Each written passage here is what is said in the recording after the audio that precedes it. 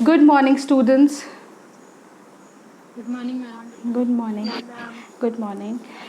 आज जो हम लोग गुड मॉर्निंग। आज जो हम लोग स्टार्ट करेंगे वो है इकोनॉमिक ज्योग्राफी। इकोनॉमिक ज्योग्राफी में यूनिट 2 मुझे लेना है, यूनिट 3 भी मुझे लेना है। तो इकोनॉमिक ज्योग्राफी का जो यूनिट 2 है वो 2 पार्ट में डिवाइड है। एक है primary economic activities and second है commercial economic activities. Primary economic activities मतलब प्राथमिक आर्थिक क्रियाकलाप, वो सब क्या है बताइए, आपको कुछ आइडिया है? प्राइमरी इकोनॉमिक एक्टिविटीज़ अगर बात करें तो उसको क्या कहते हैं? प्राथमिक आर्थिक क्रियाकलाप। हमारे दिमाग में सबसे पहले बोलिए। कृषि कार्य, वेरी गुड, मत्स्य पालन, वेरी गुड। एग्रीकल्चर को हमारे दिमाग में सबसे पहले आता है एग्रीकल्चर, ठीक है। कुछ भी होगा स्ट्राइक करेगा, primary economy activities means agriculture. और उसी का दूसरा फॉर्म है प्राइमरी इकोनॉमी में एक्टिविटीज़ एग्रीकल्चर है, फिर मत्स्य उत्पादन है, ये सब कुछ एग्रीकल्चर में आएंगे। माइनिंग, जो भी प्राथमिक आर्थिक क्रियाकलाप जैसे माइनिंग भी प्राथमिक आर्थिक क्रियाकलाप के अंतर्गत आते हैं। उसका सेकेंड पार्ट है commercial economic activities. Commercial economic activities व्यापारिक आर्थिक क्रियाकलाप, उसमें पहला आता है डेयरिंग मतलब दुग्ध उत्पाद। दुग्ध उत्पाद ये क्या है? अब डेयरी फार्मिंग सबसे पहले हमारे दिमाग में आता है कि डेयरी। अभी जो आप लोग लॉकडाउन पीरियड में आ रहे हो, लॉकडाउन पीरियड से अनलॉक में आ गए, तो लॉकडाउन में कौन कौन सी चीज़ें आप लोगों को अवेलेबल थी, आप बता सकते हो? लॉकडाउन में कौन कौन सी चीज़ें आप लोगों को अवेलेबल थी? सब कुछ बंद था, स्कूल कॉलेज तो बंद ही था, इनफैक्ट अभी भी बंद है। मैम क्या क्या? दवा, दूध और सब्जी, वेरी गुड।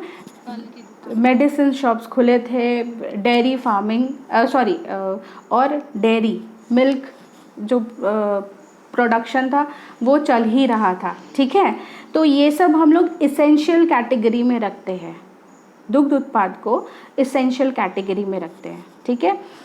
और डेयरी में बहुत सारे चीज़ आते हैं, लेकिन आज हम लोग सिर्फ मिल्क की बात करेंगे, ठीक है। मिल्क क्या है? Milk is a perfect food, है ना। बोला जाता है कि दिन में कुछ भी खाओ लेकिन रात में दूध पी के ही सो, है ना। दैट मीन्स कि milk is a perfect food and it's completely sustains life. अगर आप, मुझे लगता है वो रतन टाटा जी है, उनका अगर लाइफस्टाइल देखा जाए, फूड देखा जाए, तो हमें यही जानने को मिलता है कि वो पपाया खाते हैं और दूध पीते हैं, ठीक है। दैट मीन्स कि मिल्क में इतने पौष्टिक तत्व होते हैं जो कि हमारे फूड को कंप्लीट बनाता है, ठीक है। और मिल्क प्रोडक्ट लाइक चीज़ जानते हो, butter, cheese, these are consumed by all over the world. विश्व में मिल्क, चीज़, बटर, ये सभी चीज़ें all over the world use की जाती है, उपयोग की जाती है, उपभोग में लाई जाती है, ठीक है। चीज़ क्यों? Cheese is a high in protein and substitute of meat. बहुत सारे लोग होते हैं कि वेजिटेरियन है, तो प्रोटीन उनको चाहिए तो वो चीज़ यूज़ करते हैं। फिर butter is, hello, butter is a fat. Butter fat है supplying the deficiency of starchy food. Fat अगर चाहिए तो आप लोग बटर खाते हो, पराठे में बटर लगाते हो, अमूल बटर लगाते हो, घर का बटर लगाते हो, वो सब आप लोग यूज़ करते हो और हम लोग डेली यूज़ भी हम लोग इसको करते हैं। लेकिन इसका कमर्शियल इकोनॉमिक एक्टिविटीज़ में क्या योगदान है, ठीक है।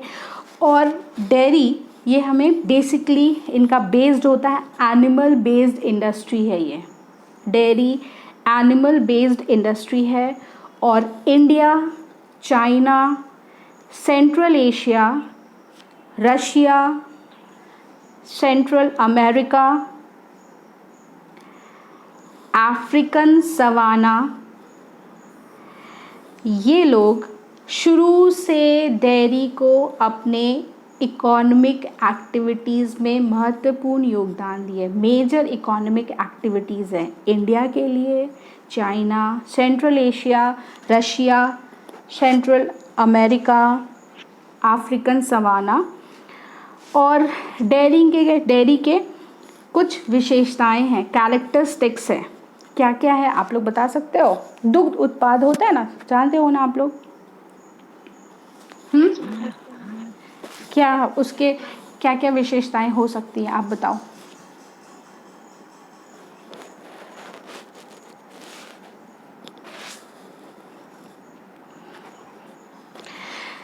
Characteristics of dairy. First, cow is the most important animal for dairy.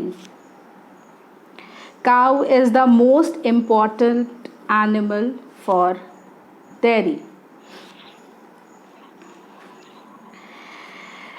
Most of the country like USSR, USA, Canada, New Zealand, Australia, Argentina, India and northwestern Europe's country raised cow for milk.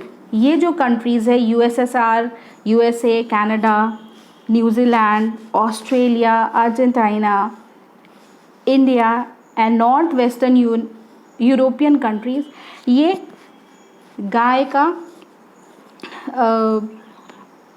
गाय इसलिए रखते हैं क्योंकि उनको इनसे milk provide होता है, milk production ये लोग कर सकते हैं। इम्पॉर्टेंट कंट्रीज़ आप लोग ये लिख लीजिए। एक इंडिया है, इंडिया एक ऐसा देश है जहाँ पे बफेलो, भैंस से भी हमें दूध प्राप्त होता है। बफेलो, दूसरे कंट्रीज़ में बफेलो मिल्क यूज़ नहीं होता है, लेकिन एक इंडिया ऐसा है जहाँ पर बफेलो को हम लोग डेयरी के लिए भी यूज़ करते हैं, ठीक है। और डेयरी एक कमर्शियल एक्टिविटीज़ है, डेयरी एक कमर्शियल एक्टिविटीज़ है, इसलिए इसे किस तरह से यूज़ करना है, इसे ह्यूमिड टेम्परेचर रीजन में देखा जाता है, ह्यूमिड टेम्परेट रीजन में देखा जाता है। Cool temperature and low temperature and high temperature इसके लिए सूटेबल नहीं है। All cool temperate climate is ideal for cow rearing. 10 degree to 17 degree temperature और 50 सेंटीमीटर to 75 सेंटीमीटर रेनफॉल इसके लिए आइडियल क्लाइमेट है। इसके लिए डेयरी के लिए 10 degree centigrade to 17 degree centigrade temperature चाहिए और रेनफॉल 50 to 75 सेंटीमीटर चाहिए। Summer, make sure summer and winter are harmful for raising cattle. पशुपालन के लिए समर और विंटर सीजन अच्छी नहीं कही जाती है। Marine climate such as north western Europe, Central Asia, Eastern USA, Argentina and New Zealand is ideal for dairying. Marine climate जहाँ पर हमें मिलता है जैसे कि north western Europe, eastern USA, Argentina and New Zealand is ideal for dairying. पशु उत्पादन के लिए, पशु पालन के लिए ये सब जो एरिया है ये सबसे बेस्ट है।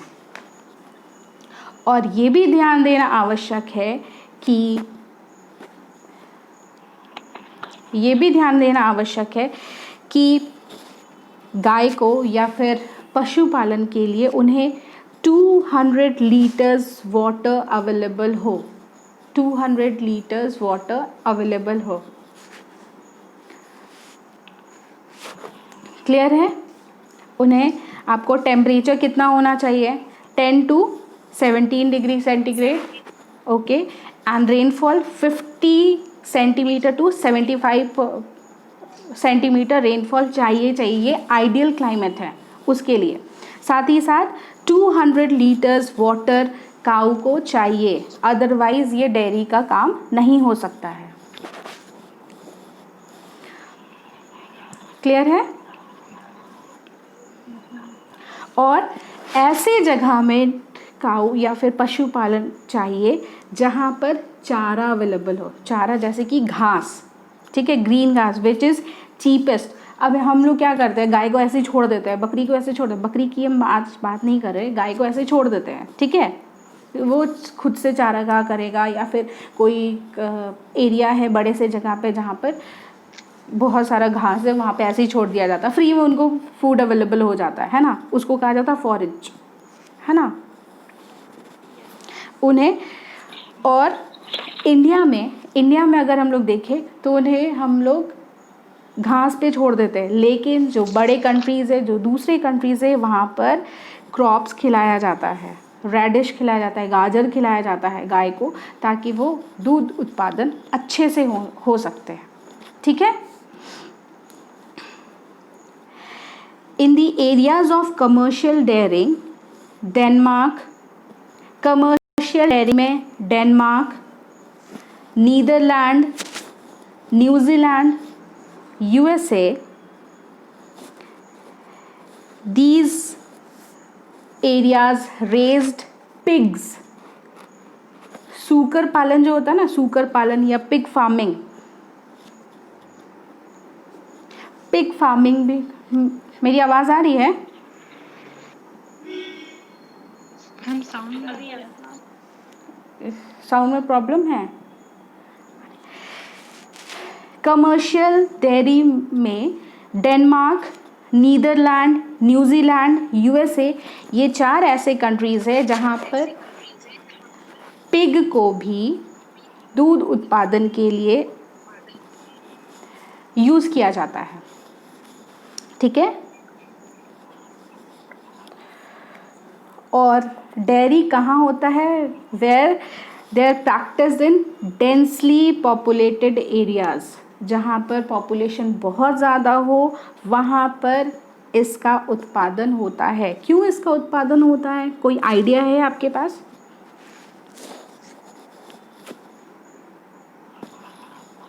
क्यों डेयरिंग को, क्यों ऐसे जगह पे बहुत मेजर रूप में रखा जाता है जहाँ पे पॉपुलेशन ज़्यादा हो?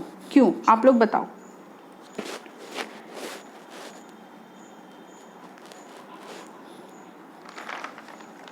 नहीं आइडिया है, कोई आइडिया नहीं। जहाँ पे पॉपुलेशन ज़्यादा हो वहीं पे हम लोग क्यों डेयरी का काम करते हैं? पॉपुलेशन नहीं होगा तो मिल्क प्रोडक्शन जो भी है, मिल्क है, चीज़ है, ये सब जल्दी ख़राब होने वाले चीज़ हैं, ठीक है। जहाँ पे पॉपुलेशन ज़्यादा हो वहाँ पे डेयरी का काम किया जाता है और कंज्यूम भी किया जाता है, बिकॉज़ क्योंकि अगर पॉपुलेशन नहीं होगा तो फिर डेयरी का भी कोई यूज़ नहीं है। और उनके लिए जहाँ पे मार्केट ईज़िली अवेलेबल हो, ऐसे जगह पर जहाँ पे पॉपुलेशन ज़्यादा है, मार्केट है, वहाँ पर डेयरी प्रोडक्ट, चीज़ है या फिर बटर है, मिल्क है, ये सब डेवलप्ड कंट्रीज़ में हम लोग ज़्यादा यूज़ करते हैं, ठीक है। अभी तो आप लोग ये भी देखोगे दूध उत्पादन के लिए मशीन्स लगे हुए हैं। पहले क्या होता था, वो हाथ से ही दूध निकाला जाता था, लेकिन अभी मशीन से। वैसे एरियाज़ कौन कौन है? America, Australia, Europe, America, Australia, Europe, ये सब कमर्शियल मिल्क यूज़ करते हैं और इनको प्रोडक्शन के लिए मशीन्स की ज़रूरत होती है। Why machines? Because machine double the man speed. अगर मनुष्य उसको यूज़ करेंगे या फिर निकालेंगे तो वो 1 घंटे में निकलेगा, और अगर मशीन होगा तो वो तुरंत, आप लोग देखे होगे, टीवी में देखे हो, न्यूज़ में देखे होगे, या अगर आप नेट पे सर्च करो डेयरिंग का, दुग्ध उत्पादन का, तो आप लोग उसको कमर्शियल, क्योंकि टाइम भी कम है, टाइम कम है और जल्दी से दूध निकालना है और उसको प्रोडक्शन में भी भेजना है, एक्सपोर्ट इंपोर्ट के लिए भी भेजना है, तो ये सब चीज़ें इम्पॉर्टेंट है। ठीक है, इसके लिए मीन्स ऑफ ट्रांसपोर्टेशन, ये सारे चीज़ें, ये कैरेक्टरिस्टिक्स है। Means of transportation are very important for this industry. Underline means of transport. चलो हम घोड़े गाड़ी में भेज देते हैं दूध को, ठीक है, होगा, काम होगा। हाँ, for this motor truck and modern highway is needed. For this reason, motor truck and modern highway have greatly facilitated the transport of milk market. Refrigerator truck important है। आप लोग कोई भी देखे हो रेफ्रिजरेटर ट्रक, क्या जाता है उसमें? हाँ, वेजिटेबल्स आता, ठीक है, very good, vegetables and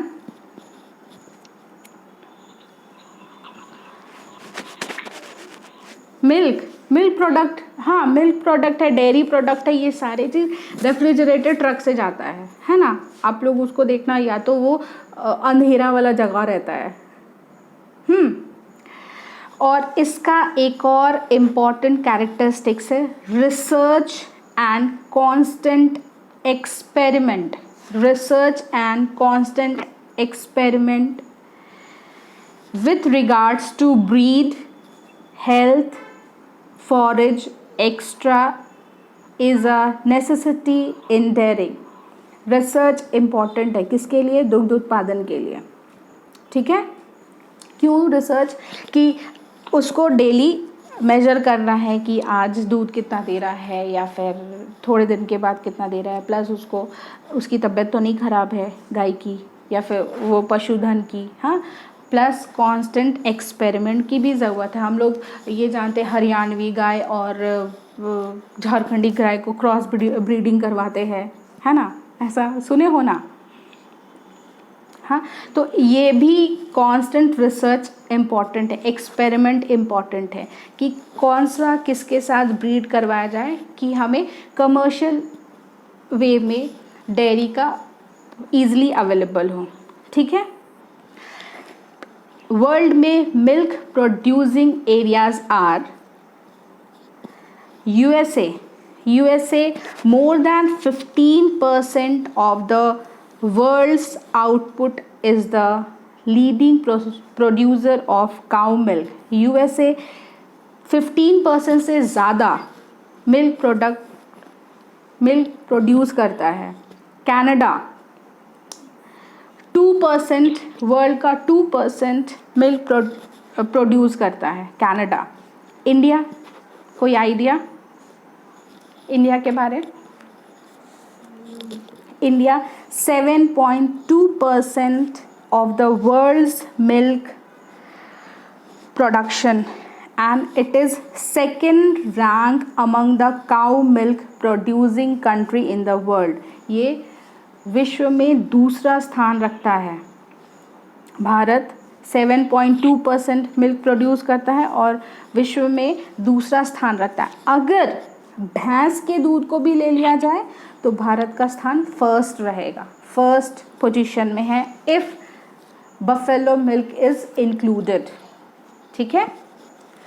European country में Russia, Germany, France, UK, Ukraine, Poland, Italy, Netherland, Spain, Ireland and Denmark are important producing countries in Europe. ये जो देश है ये यूरोप में important producing countries in Europe. इसी में जर्मनी 6%, जर्मनी 6%, वर्ल्ड का 6% मिल्क प्रोड्यूस करता है। France 5%, UK 3%, Netherland 2%।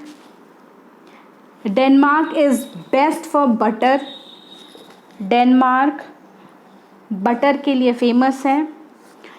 Switzerland excellent चीज़ प्रोडक्शन यहीं से होता है, एक्सेलेंट चीज़ स्विट्ज़रलैंड से cheese and condense milk. Condense milk जानते हो?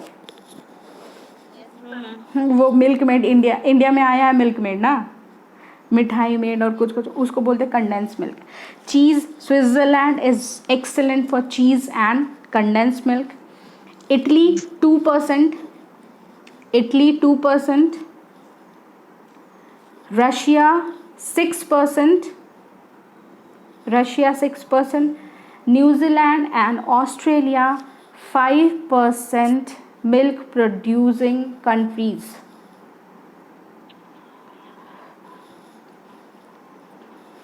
क्लियर है यहाँ तक?